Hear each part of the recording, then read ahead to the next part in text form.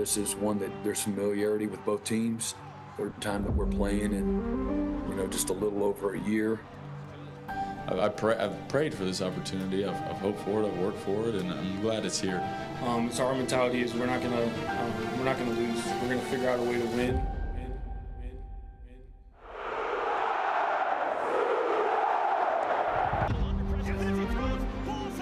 We're not done here. We're not just showing up for first round game. We got a special team. We're gonna go really far.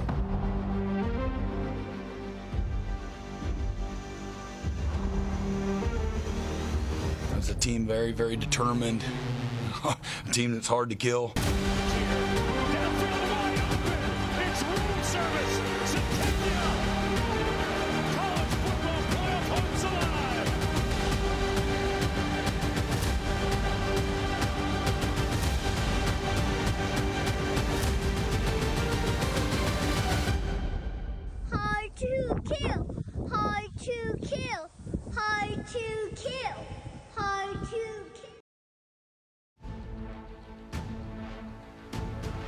You're watching a special edition of The End Zone, College Football Playoff Edition, sponsored by Brahms.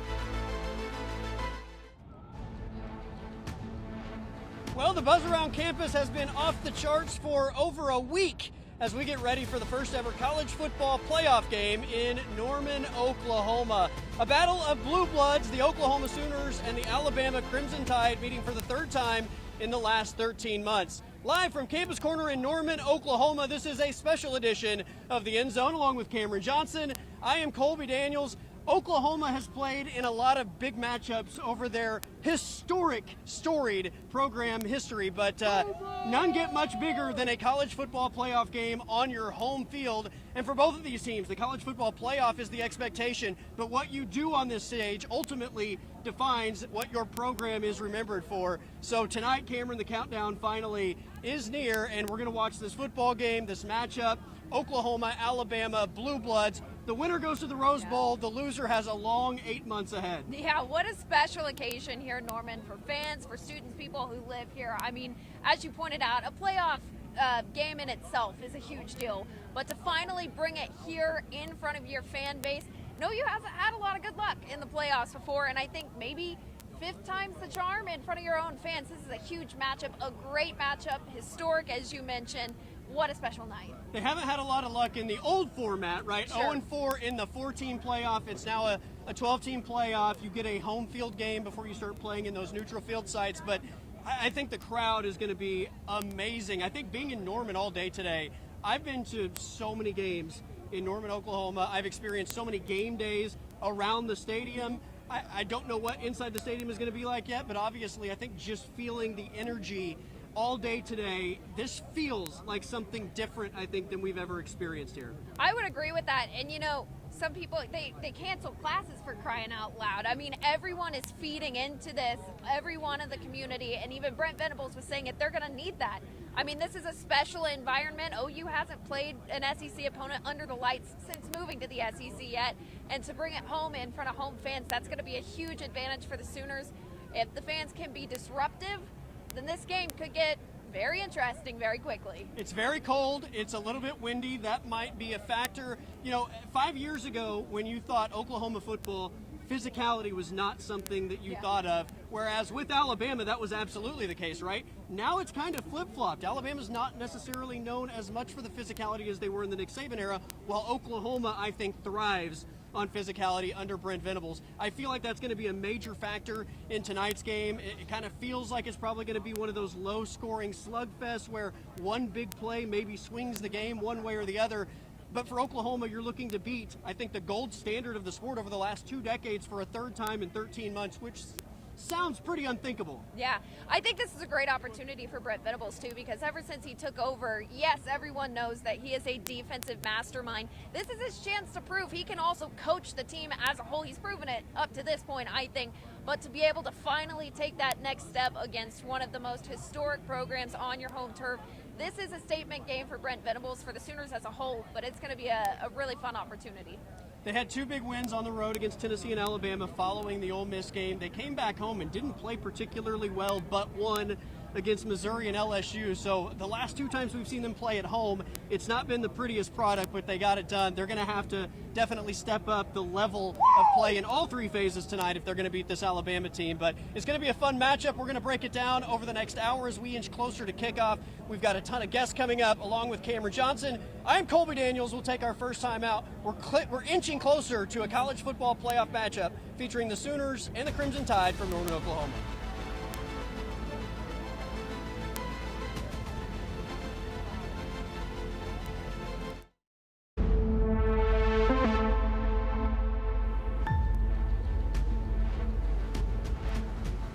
We are inching closer to kickoff in Norman, Oklahoma as the Sooners host their first ever college football playoff game.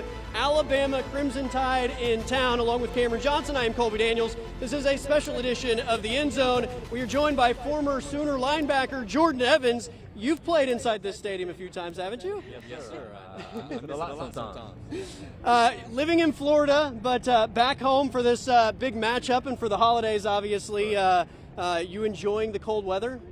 It's a switch up, but at least I have this good old Letterman and some good clothes. I got some long johns underneath here as well, so I'm gonna stay warm for the game. It hasn't made you soft, has it? Maybe a little bit. I was living in Ohio for some time, so Ohio gets a lot more colder than Oklahoma, so I got a little adjusted, but Florida's definitely set in on me for a little bit. Well, this is an Oklahoma team that is built on defense and physicality. I was saying in the opening segment, it's crazy 5 years ago if you had said Oklahoma versus Alabama, physicality is definitely on the side of the Crimson Tide. Since Brent Venables has taken over, that is flip-flop completely, and that's what they're built on. Yeah, exactly. I mean, that's a testament to the defense taking the culture, what BV said he was going to do. He said he's going to fix up the defense. And essentially, that's what we rely on. And as a former defensive player, I absolutely love it. Some people don't like those low-scoring games, but when I see that Oklahoma's defense only gives up, 13 points a game? That's right. I absolutely love it. So I'm looking forward to seeing the showcase they put on tonight. And we were mentioning just a few moments ago how Brent Venables is known to be this defensive mind, but that this is a great opportunity for him to prove himself as a coach as a whole. Just what have you enjoyed about watching him and the journey he's taken as a whole in this season in particular? Yeah, no, I always enjoy before and afters. You know, I mean, there's like a satisfaction even on Instagram Reels when you can watch before and afters. That's essentially what BV's had to do. I mean, he came into a program that was almost getting depleted just because of the coaching leaving and then the transfer portals and things like that. And you see him slowly get better and better each year to the point now where he's a playoff team. Defense is the #1 defense. And, so I'm looking forward to seeing what's to come and excited about tonight. Obviously, this is a team defensively that is excellent on all 3 levels. They got after Ty Simpson in the last game and made him uncomfortable throughout the game. That was without arguably the best player on the entire team, R. Mason Thomas, who's going to be back tonight and should be a big factor in this game. Yeah, for sure. I'm happy to see he's back. I'm pretty sure it was actually Ole Miss head coach that just went to LSU. I went black. Yeah, Lane Kiffin. Kiffin said he's the best player in the SEC. And I think there's no argument to that. So I know he's going to have a huge impact, whether it's sacks or just pressures in general that take or mess up the timing of the quarterback. So I'm looking forward to seeing what he does. It's going to be needed. And, it should be a good night. Well, going back to that Alabama game, obviously a big night for the defense in terms of turnovers. They did give up over 300 yards to Ty Simpson. The Tide are looking for that now. Kalen DeBoer said they know how to handle the turnovers. If they can eliminate that, what's the key to the defense starting fast and taking control of this game? It's the same thing. Obviously, winning turnover margin in any game at the college level, NFL level is huge. So that's number 1. Number 2 is actually complementary football. So the defense does all they can, bending, not breaking, maybe not giving up touchdowns, even if there's 300 yards, force them to field goals. But then special teams and offense has to contribute. And so that's where the offense helps the defense, where the offense will have extended drives, put points up on the board, not constantly putting the defense and some of the pressures that they were in the first game where they had to make those stops multiple times. And so, I think we'll have a full all 3 phases, special teams, defense, and offense, complementary football that will be the success for tonight. And the defense, as its main starters, are obviously very impressive. What have you thought about the depth? Because that has also been a big strength of this team. That's very unique. I mean, even when I was playing here, our depth was good because we would compete against each other in practice. But the depth's so good now, they actually all play. And, I think one of the linebackers got some SEC honors, and he's not even a starter. Yeah. So it's just kind of cool to see. And honestly, when in teams prior of all across college football that had backups that were getting honors, that's just a successful team. And so it's fun to see. Everybody gets production, everybody gets to play, everybody gets film for this level and the next level. And that's actually a stronghold for the defense for OU. It's pretty wild when you think about the history of Oklahoma football. It's been a very rare occurrence that Oklahoma faces anybody, and naturally that other brand potentially is on equal footing or outshining the Sooner brand. Alabama, I think really just because of what they've done in the last 2 decades, has become the gold standard of college football under the Nick Saban era. So you're playing them for a third time in 13 months. Right. Oklahoma's won both of those matchups. They're going to have to do it for a third time, yet Alabama's still kind of the team that everybody leans on and looks to in this matchup. You were on the team in 2013 with Trevor Knight that beat them in the Sugar Bowl. What do you remember most about the hype around Oklahoma, Alabama? Yeah, it's 2 historical programs. Under Saban, Bryant, they've always been a historically great program. You cannot deny that. And the same with OU. The difference is when I was here, we were Big 12, they're SEC, and SEC obviously gets heightened as the best conference, and then we aren't. And so I remember walking down in New Orleans, down Bourbon Streets and all that, and hearing these Bama fans talking about this is SEC or SEC ball you're about to see. Well, I'm 4-0 as SEC schools during my playing days. There you go. So we ended up winning that game. It was a great Sugar Bowl win, and that carried through. And so, football's football, regardless of what it is. When the ball's lined up, the best team always wins. Obviously, this is a little bit different with it being a playoff game, but you've played in some big games, night games especially, against blue blood programs. What goes through your mind and the team as a whole? What's the environment like in the locker room before you take the field? Yeah, it's amped up. It's high emotions. It's a night game for one. That brings a different type of element to the game. Your prime time, so everybody's watching. And then you add a fact on who the opponent is and what the stakes are. And so you're playing Alabama in a first ever home game for the college playoffs. I can only imagine what that locker room was like. It's either going to be extra loud or hyped up, or it's going to be some solemn or some quietness because everyone's just still and ready to go to war. Something that's been interesting to watch under Brent Venables, I think it was after either the Tennessee game or the Alabama game, he mentioned that he was okay with letting his players feel the emotion of the moment, whereas some are, immediately flush this, move on. What do you think about that idea there? No, I 100% agree with it. Before and after the game, all the emotions you're feeling, you're supposed to express it because it's supposed to aid how you're going to play that game. And then afterwards, you always want to celebrate the wins, and the losses feel what you feel, so you don't want to feel it again. It's just about while you're in between the lines to control it. So, if you don't control, that's when you see those personal flags and guys doing kind of some dumb stuff. But before and after the game, 100% feel what you're feeling, use it to aid, and then go ball. I was on the field in Tuscaloosa when they won about a month ago. They're roping off the 50-yard line, the logo. Some of the players are out there taking pictures. I'm taking pictures of them taking pictures, because it's such a wild scene, and the Alabama personnel are really upset about it. You can hear them talking about it even in the postgame. Right. Oklahoma locker room next to the press conference, they're blaring "Sweet Home Alabama." I mean, it was one of those nights that you feel like, this was like a playoff-type win to go into their house, win against Alabama. Is there any sort of letdown tonight? Or on the other hand, if you're Alabama, does that generate any sort of extra oomph, if you will? Oh, I'm sure it does. Everybody tries to find some type of motivator before the game, whether it's an individual matchup, team versus team, coach versus coach, and a lot of times there's rivalries within the conference. Mm-hmm. And OU Alabama is one of those rivalries that goes back. There's probably some bad blood. They circled off because they didn't want OU to go step on or do what we were going to do.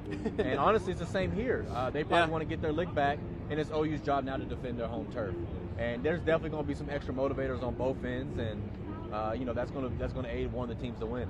There's like it wasn't Baker Mayfield and a flag wasn't getting planted at the 50-yard line. Jordan, before we let you run, we appreciate you joining us. You want to give any predictions? That's just Boomer Sooner. There it is. Boomer Sooner. Jordan Evans, former Sooner linebacker, joining us on this special edition of The End Zone. We'll take a timeout. Kennedy Brooks coming up next.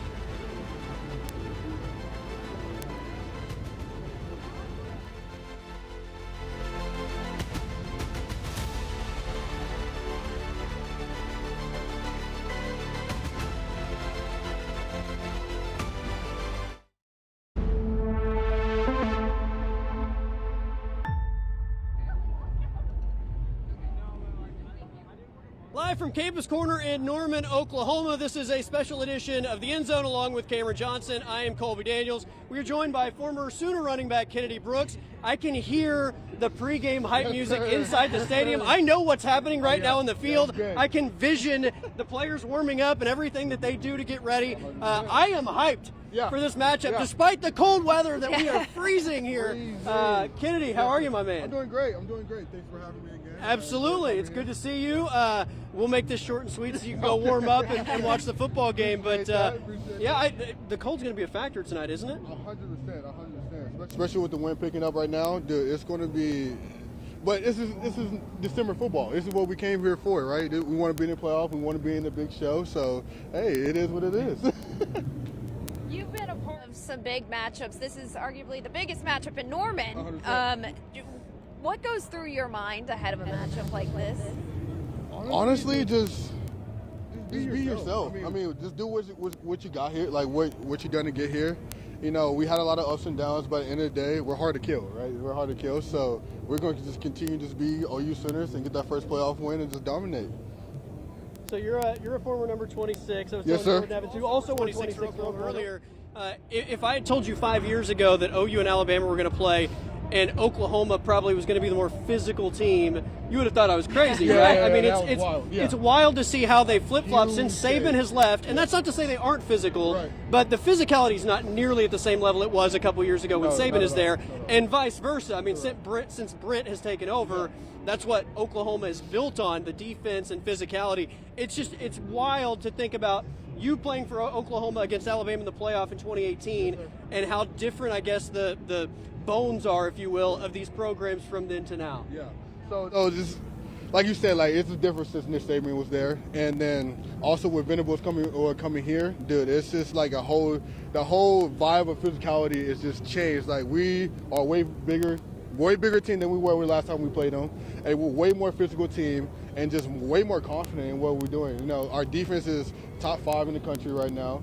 They're dominating, number 1 in the run game right now, and Alabama can't run the ball for nothing. Which is also crazy. You say when they had Najee, when they had all those guys that were running the ball, but it's just a whole different game. But they're gonna pull it out and win. So I'm excited to see. Well, this to me is an interesting matchup because these two teams are probably, it feels like the most similar they've been when they've played each other. Both kind of struggling offensively right now, but OU getting the benefit of that 3-week break. They've got their running back room healthier, hopefully. That could change things here tonight. 100%, especially with DeMarco in the back coaching them. I know he was my coach, and he's gonna get those guys ready. We all know how big it is, and honestly, whoever's gonna run the ball the best is gonna win these games. It always comes down to it. So it's gonna rely on them. So I'm excited to see what the running backs do. They pulled up set a year ago. 24-3 was the final. Xavier Robinson had a monster game. Oklahoma dominated them in the rushing attack.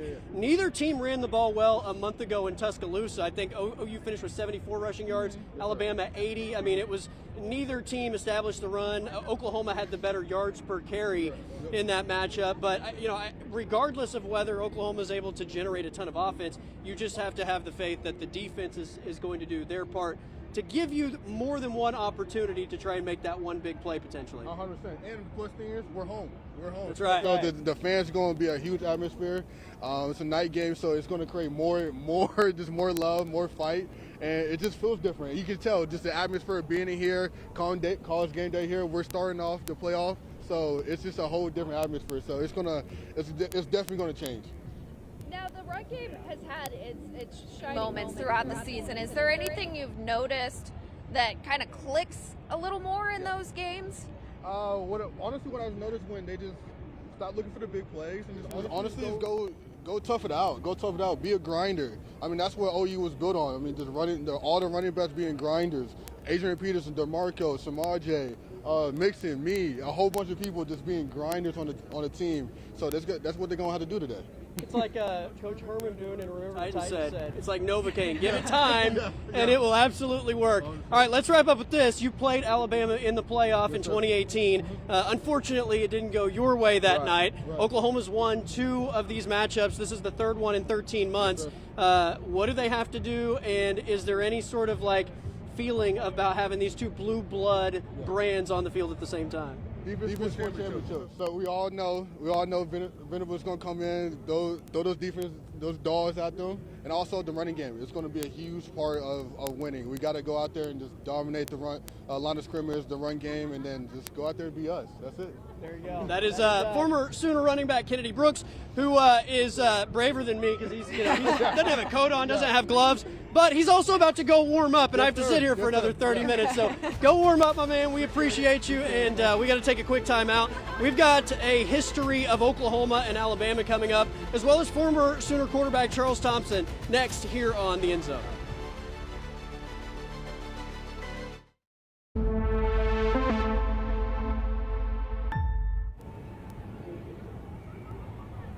Welcome back to Campus Corner as we continue the countdown to the college football playoff in Norman, Oklahoma. The Sooners and the Crimson Tide coming up very, very soon. Charles Thompson joins us here along with Cameron Johnson. I am Colby Daniels. It's good to see you, first of all. It's been on the air with you guys. It's been like, what, week 2, I think? We know you played Michigan since right. we last had you. Studio. At that point in time, John Mateer was a Heisman candidate. Things fell off a little bit after an injury, but, the Oklahoma offense, first half of the season looked to be high-flying, dynamic. The second half of the season, I think people were just praying for a big play or two to put them over the top. It's been kind of a wild ride for this Oklahoma offense. Well, I'll tell you, I'm an offensive guy, and I study quarterbacks, and I love the mindset that it takes to be successful at the quarterback position. And I understand the difficulties as well when you go and dealing with injuries. My son Casey had a thumb injury as well during his time at Texas that hindered his second half of the season. So I understand what John Mateer has been going through. I think the thing that that really points out when I talk about this team and think about this team, there was a stat that I looked and ran across. This team has given up only 15 touchdowns the entire season.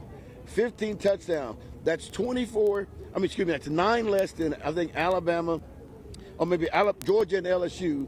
And then it's the first time in 4 years that a team has given up that less in the SEC. So, that's an impressive. It's an elite style of defense. And listen, it doesn't matter at this point. It's not about a glamour look or look fancy. It's about winning by 1 point. And defenses travel, and I think certainly Brent Venables is going to have this defense ready to play tonight.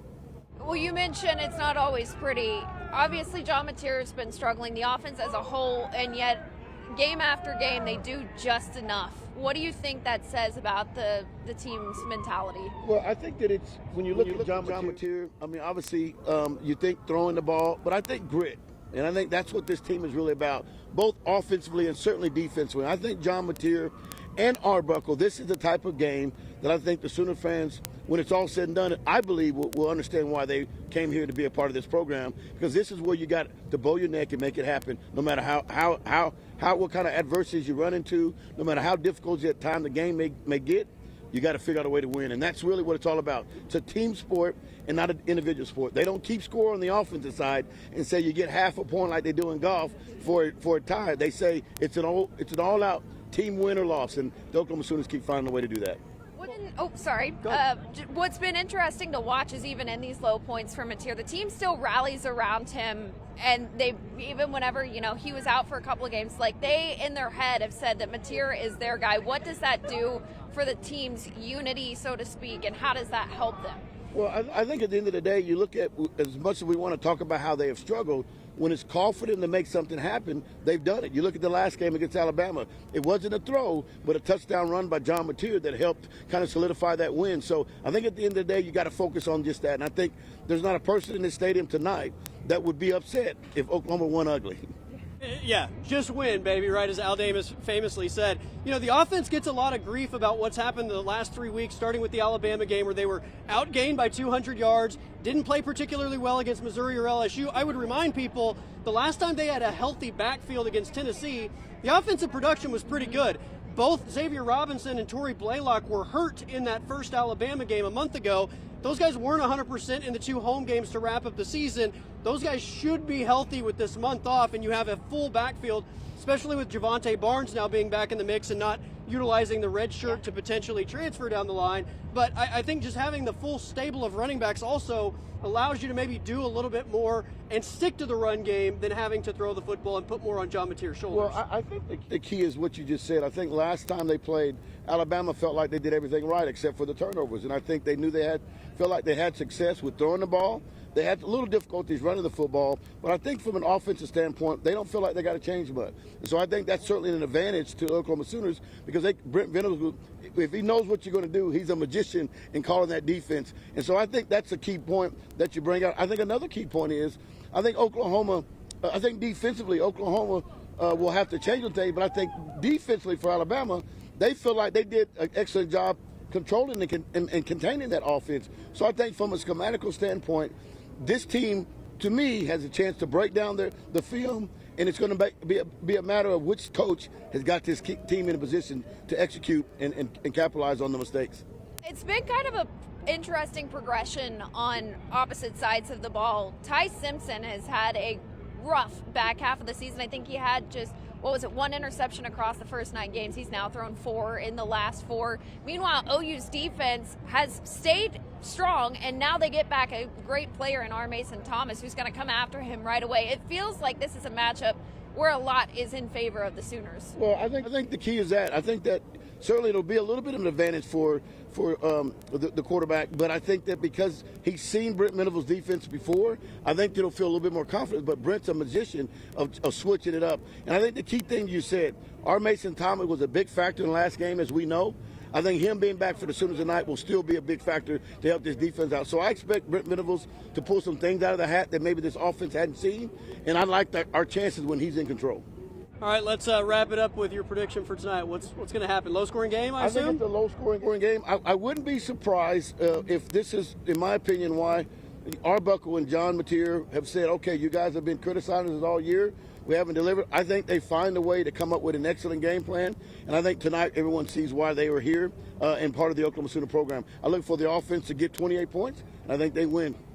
It's a battle of blue bloods, 2 of the bluest of blue bloods in the history of college football. Our own Adam King is over at the Noun Hotel, and Adam, these are 2 blue blood programs that have, a better history than 99.9% of the rest of college football.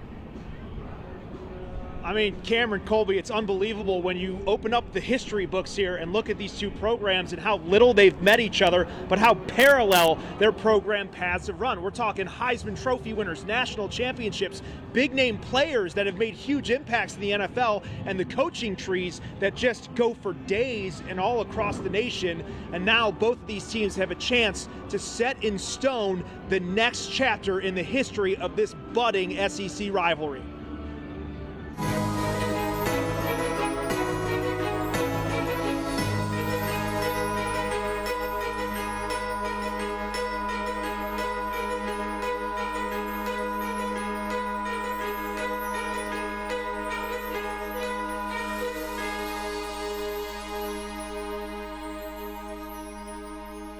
Touchdown, Tide.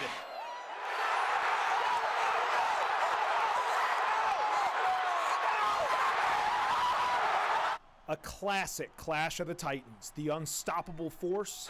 Clavis is wide open, and he walks in for a touchdown untouched. Loss.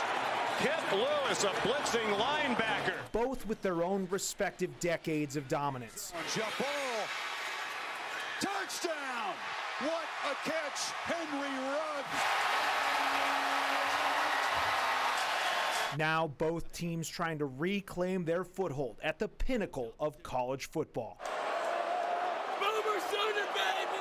The Tide pouring it on. It seems only fitting these a new budding SEC rivalry setting the tone for the rest of the nation with their 3rd meeting in just 13 months. A great football team and program in Alabama. Coach DeBoer and his staff, again, have done a fantastic job there. While these 2 blue bloods have only collided 8 times on the field in their programs' respective histories, and the few times the teams have matched up, both have pulled out all the stops to make sure they have the chance at being on the right side of history. Maybe no moment greater than this 4th and 14 for the Sooners in 2003. Throw a pass, and it's complete at the 30-yard line. 40, 45 to the 50. Sometimes you put your baseball bats away too soon. Since then, the college football sun has shone on both of these programs. A combined 11 Heisman Trophy winners, 25 national championships, and some of the best coaches the game has ever seen. With two of the most outspoken and passionate fan bases in all of college football, ready to turn up the heat coming from the magnifying glass of a national spotlight. There's not a more passionate, well-versed, educated fan base in all of college football. We know we're going to go into an environment that's going to be rowdy. It's going to be a great atmosphere. You know, our guys got to be ready. Only two outcomes are available on Friday night. One future forged ahead to relive the glory of the past, reinvented in a new lens. New era of college football comes with perks of another taste at the limelight, only getting one step closer to a national championship can provide. While the other goes back to the drawing board, looking to figure out how to channel the ghosts of the past rather than be haunted by them as they step into the future.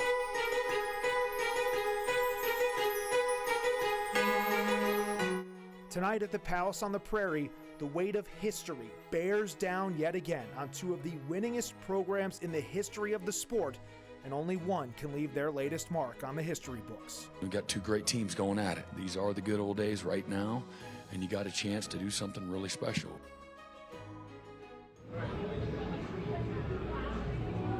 And we just heard the pop from the stadium behind us. These folks are getting ready to go, and you can't note when you look around with the Christmas lights, we're just less than a week away from Christmas, Warren. I can tell you fans of both fan bases of these teams are hoping that there's a W under the tree when they wake up in the morning. Reporting live in Norman, Adam King, back to you.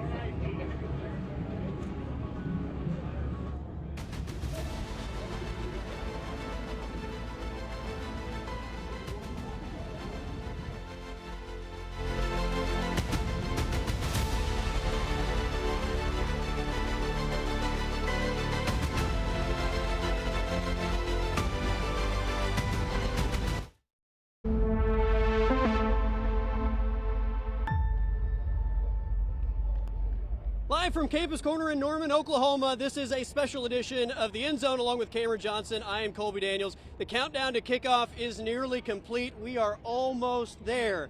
Oklahoma, Alabama. In fact, if I have my math right, the teams have already gone in from pregame warm-ups. They're going over the final preparations to come out on the field and get ready to do this thing for a third time in 13 months. Rodney Anderson joins us here as we get ready for this game. So you were on the End Zone going into Oklahoma's last game a month ago when they played LSU, and good to see you again. But feels like a lot's happened since then. I know. No, there's so much just in the sports world is with this team, with Alabama. All that, but we're finally here, and I couldn't be happier. I mean, the atmosphere here is great. The vibe is great. I'm excited to see some good football. What's from your perspective, what's this week been like in Norman, around the football team, around the program? Because just being here today all day long, it's been special vibes, the type of vibes you would want for a college football playoff game. I think the anticipation has just been building for Sooner Nation, the fan base. I feel like everything is kind of coming together. They've been so patient, just waiting on this BV team to like turn that corner and make it to this stage, and now we're here. That anticipation's been building all week. In the building, however, it's strangely calm. Like, I just feel like there's so much calm confidence. Those guys really have bought into that like hard to kill gladiator mentality. Well, Colby mentioned earlier the format's a little different now. But OU historically has not had the best of luck in the playoffs. Now they're at home in front of fans, a much different team than we've seen before. What has you confident in this team that they finally get it done? Scheme and culture are two words that I keep coming back to when I think about BV. He really just has instilled such a culture into these guys. Like, they're all bought into the mission to where he doesn't even have to coach them to do certain things. You know, those Friday night lift sessions when they could be here on the corner partying, they're in the weight room, hanging out with each other in the locker room, like lifting, getting better. They're focused. And then the scheme, you put a scheme on top of guys like that are that focused and that driven and already that athletic. I mean, it just comes together. I've been so impressed with BV, and I'm so happy that he's finally got the chance to play on this stage. He deserves it. You know, we've talked throughout this show about physicality and how, 5 years ago, we talked about Alabama and Oklahoma. Alabama was all physicality, right? And Oklahoma was lacking it to a degree. It's completely flip-flop now, and that's not to say Alabama doesn't have physicality, but under Kalen DeBoer, they're not built on it the same way they were under Nick Saban, while Brent Venables has, I mean, the bones of this program currently is built on physicality and that type of mentality overall. So it feels like it's such a complete opposite from where it was when it was all about what's the defense going to give us. The big question is, like, how many big plays can the offense give us tonight to potentially win a game? Right. Yeah, I think I think the words were relentless, punishing, and suffocating when you first got here. That's right. That is what the defense has turned into finally. They've been making huge strides up until this point. Now we're here with such a great product. Offensively, I was thinking about this a little bit earlier. I think we need to give Ben Arbuckle the same grace. BV didn't just show up here with a phenomenal playoff ready defense. Let's give Ben Arbuckle the same grace. He's been making small steps forward this entire season. The wheels haven't fallen off. He's had a couple of weeks of rest and to get in the meeting room. Why not tonight? You know, why not tonight? Why not that running attack or that running game, however you want to say it? Why not tonight? Why let's turn that corner.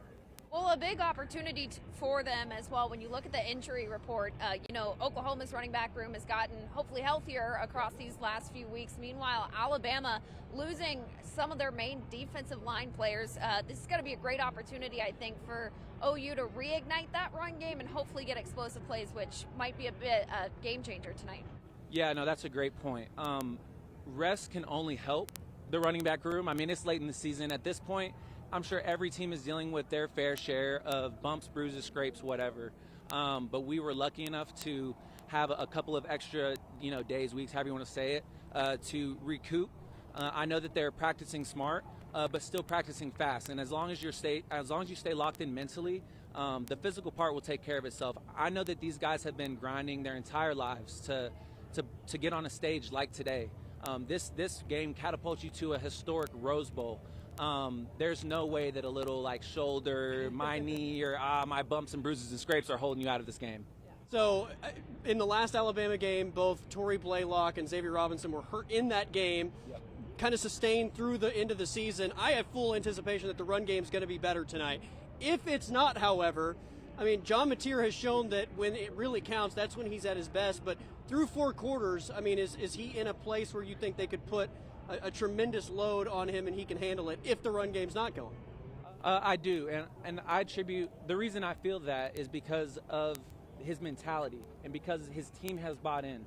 I can tell that his team has bought in because when things are going bad or when he's not at his best, they don't panic, and they still choose John as their guy. And so as long as that's the case, I do think he can rise to the occasion in those moments. You're right, it is when he is at his best, and so I expect to see that John Mateer tonight. Well, either way, I think you always want a guy that is going to have the mentality of never die, and that's why Oklahoma is hard to kill, regardless of what the circumstances are. Rodney, always good to see you, my man. We will see you in the stadium in a short time. Countdown to kickoff is nearly complete. We will take a timeout, wrap up the show with game picks next here on the End Zone.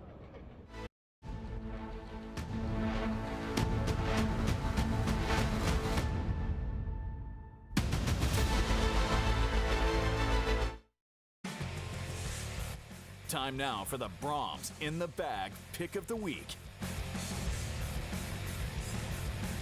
All right, welcome back one final time as the countdown to kickoff is minutes away. Cameron, this environment all day long has been just amazing. I feel very privileged to be a part of this. We are going to sprint to the stadium in a matter of minutes, but as we wrap this thing up, by the way, I can hear the hype video behind me, and it's just making me that much more excited. As we wrap this thing up, give me your clutch factors for the Sooners tonight. What are you looking for Oklahoma ultimately to be victorious against this Alabama team? Number one, the defense needs to pick up where it's left off. You have a huge advantage on paper in getting our Mason Thomas back. To what extent we see him, I don't know yet, but I think the key is to contain Ty Simpson, and the way to do that, come out fast, rattle him, because he's shown he gets a little shaky once he's rattled, so take advantage of that. And then on the flip side of the ball, Sooners need to get explosive plays. They need to get that run game rolling. John Mateer is a big part of that as well. I think the wind will be a factor tonight, so we might see more of a ground game. But I think ultimately, if OU does that, the Sooners have a lot more in their favor in terms of injuries and just overall confidence. On paper, it is the playoffs. Anything can happen. But I think all that goes well. OU wins this game 24-21. I think, ultimately I'm with you on the run game. I think it's going to be much better. If I had to pick one thing offensively, it's got to be protect the ball, right? I mean, if you don't turn the ball over, the defense, I think, is good enough to give you a chance to win. Defensively, you got to swarm Ty Simpson or suffocate Ty Simpson. If they generate pressure, he showed in the last game that he was uncomfortable when they were putting pressure on him. I think that's a big part of this game. And then special teams-wise, flip the field. I think field position is going to be huge tonight. Flip the field for the Sooners, and ultimately I think if you win that field position battle, you're going to be victorious at the end of the night. All right, game pick for you. Go ahead. Oklahoma wins it 24-21, close like last game, low scoring. Close, low-scoring game, physical game. I do think Alabama keeps this thing close. It's a physical battle on both sides of the football. Ultimately, I think Oklahoma's too much at home. They get it done. I'll take the Sooners 2017 to punch their ticket to the Rose Bowl. That's it for us. Along with Cameron Johnson, I'm Colby Daniels. We are sprinting to the stadium. Everybody enjoy the college football playoff.